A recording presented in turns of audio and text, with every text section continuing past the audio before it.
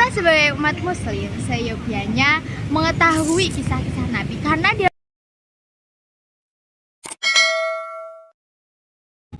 Hai, Assalamualaikum warahmatullahi wabarakatuh. Waalaikumsalam warahmatullahi wabarakatuh. Bertemu lagi dengan kita di Islami Podcast. Perkenalkan, aku sebagai host dalam podcast kali ini dengan tema kelahiran Nabi Muhammad SAW dengan narasumber kita. Saya sendiri Asyatul Maula, Prodi IAT dengan nomor NIM 530200070. Nah guys, berhubung bulan ini masih bau-bau bulan mulut ya, dimana bulan mulut ini yaitu Rabiul Awal masih merupakan bulan kelahiran Nabi Muhammad SAW.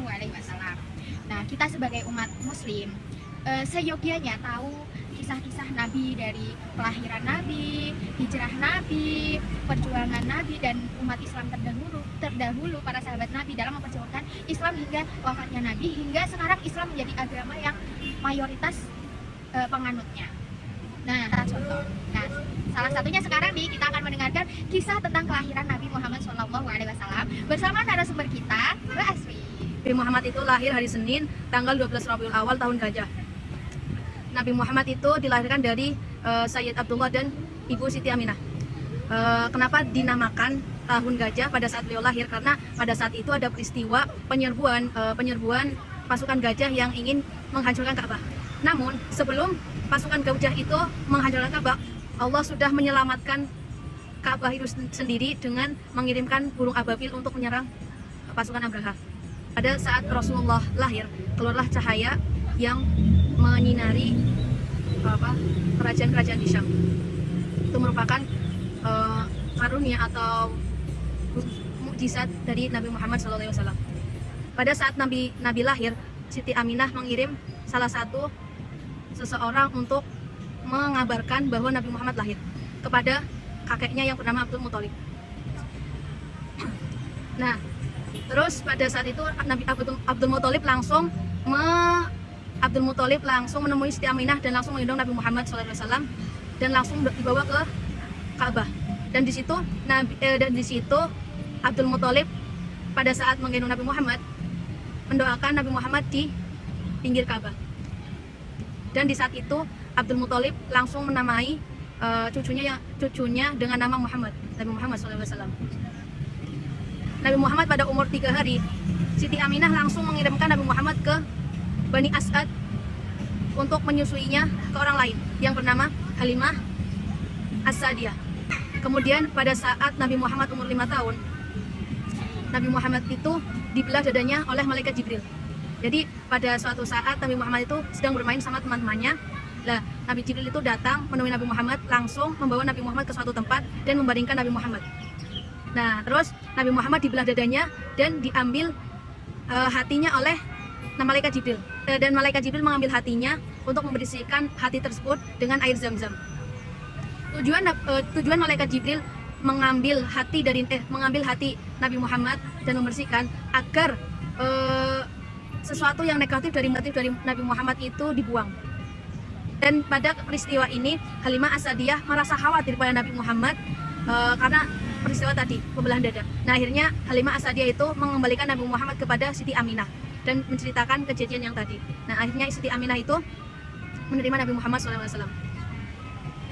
Pada suatu saat Siti Aminah mengajak Nabi Muhammad dan kakeknya yaitu Abdul Muthalib untuk berziarah kepada ayahnya Nabi Muhammad, Sayyid Abdullah. Di pertengahan perjalanan tiba-tiba Siti Aminah itu mengalami sakit dan di saat di daerah Abwa, situ Siti Aminah tidak kuat dan akhirnya meninggal dunia di Abwa. Nah, seterusnya Siti Aminah dimakamkan di situ sama pamannya dan akhirnya Abdul Muthalib membawa Nabi Muhammad pulang ke Mekah. Nabi Muhammad diasuh oleh kakeknya itu pada umur 6 tahun dan sampai 8 tahun 2 bulan 10 hari. Nah, pada saat umur 8 tahun kakeknya pun meninggalkan Nabi Muhammad SAW dan akhirnya kakeknya pun mengamanahi Nabi Muhammad kepada pamannya yang bernama Abu Thalib. Diasuhnya oleh Abu Thalib, pamannya Nabi Muhammad. Pada usia 12 tahun Nabi Muhammad itu diajak dagang oleh Abu Thalib, diajak dagang ke Syam. Di perjalanan di Syam, Nabi Muhammad itu bertemu seorang pendeta yang bernama Mbah Hiro. Dan di situ Mbah Hiro itu mengatakan bahwa Nabi Muhammad ini utusan Allah. Dan akhirnya Abu Thalib bertanya apa alasannya pendeta bilang tersebut. Nah, akhirnya pendeta tersebut menjawab karena Muhammad mempunyai tanda-tanda kenabian. Contohnya Nabi Muhammad selama perjalanan dinaungi oleh awan yang selalu mengikutinya. Dan akhirnya Abu Thalib pulang bersama Nabi Muhammad dan rombongannya karena merasa khawatir para musuh-musuhnya menyerang Nabi Muhammad SAW. Demikian cerita singkat kelahiran Nabi Muhammad SAW. Dari cerita tadi nih yang sudah kita dengarkan, pasti teman-teman semua ada beberapa pertanyaan tentang cerita ini. Nah, dari aku sendiri nih Mbak, ada pertanyaan ya. Boleh nggak ini bertanya? Boleh. Pertanyaan pertama nih Mbak, kenapa Nabi Muhammad itu sejak umur 3 hari itu udah disusukan ke keluarga Bani lain gitu? Kenapa tidak disusukan oleh Sayyidah Aminah sendiri? Ya, izin menjawab dari pertanyaan Mbak Zahro.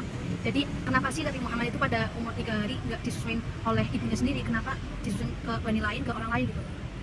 Jadi pada saat itu emang dari bangsa Arab di Mekah itu emang udah tradisi, kalau bayi lahir itu disusukan ke orang lain, emang udah tradisi. Tapi tujuan Siti Aminah mengirimkan Nabi Muhammad ke Bani lain dan menyusukan Nabi Muhammad itu dengan tujuan agar Nabi Muhammad tidak tertular dengan sifat jahiliyahnya orang Mekah, karena pada saat itu orang Mekah itu sangat jahiliyah pada saat itu. Dan terus ingin Nabi Muhammad itu tumbuh sehat dan tumbuh di lingkungan yang baik gitu. Seperti itu. Iya. Kemudian ada satu pertanyaan lagi nih Mbak. Terakhir. Ya. Pertanyaannya, dari cerita yang aku dengar tadi kan Nabi Muhammad itu sudah ditinggal oleh ayahnya sejak beliau dalam kandungan, kemudian ditinggal oleh ibunya sejak dia umur 6 tahun, kemudian pada saat beliau umur 8 tahun sudah ditinggal oleh kakeknya. Dari kisah tersebut, apakah ada rahasia tertentu yang Allah rencanakan, yang Allah rencanakan untuk kehidupan Nabi Muhammad SAW? Silakan Mbak Asfi jawabannya. Jadi gini, kenapa Nabi Muhammad itu ditinggal oleh ayahnya, ibunya, kakeknya pada waktu masih kecil? Padahal kan seseorang anak kecil itu butuh asuhan dari orang tuanya. Kenapa sih Nabi Muhammad itu ditinggal oleh kedua orang tuanya pada? Jadi memang Allah udah menyetel menakdirkan. Emang Allah tuh udah menakdirkan Nabi Muhammad SAW agar orang tuanya itu meninggal pas beliau masih kecil, agar Nabi Muhammad itu tidak bergantung pada makhluknya. Allah sendiri yang akan membimbing Nabi Muhammad SAW. Seperti itu. Ya. Oh, jadi kayak gitu guys jawabannya. Berhubung pertanyaan-pertanyaan tadi sudah terjawab oleh Mbak Asfi, kami pamit undur diri. Semoga podcast ini bermanfaat untuk teman-teman semua sebagai wawasan. Kemudian mungkin di kisah tadi ada hikmah, ada teladan yang bisa kita contoh. Kurang lebihnya kami mohon maaf. Akhirul kalam. Wassalamualaikum warahmatullahi wabarakatuh.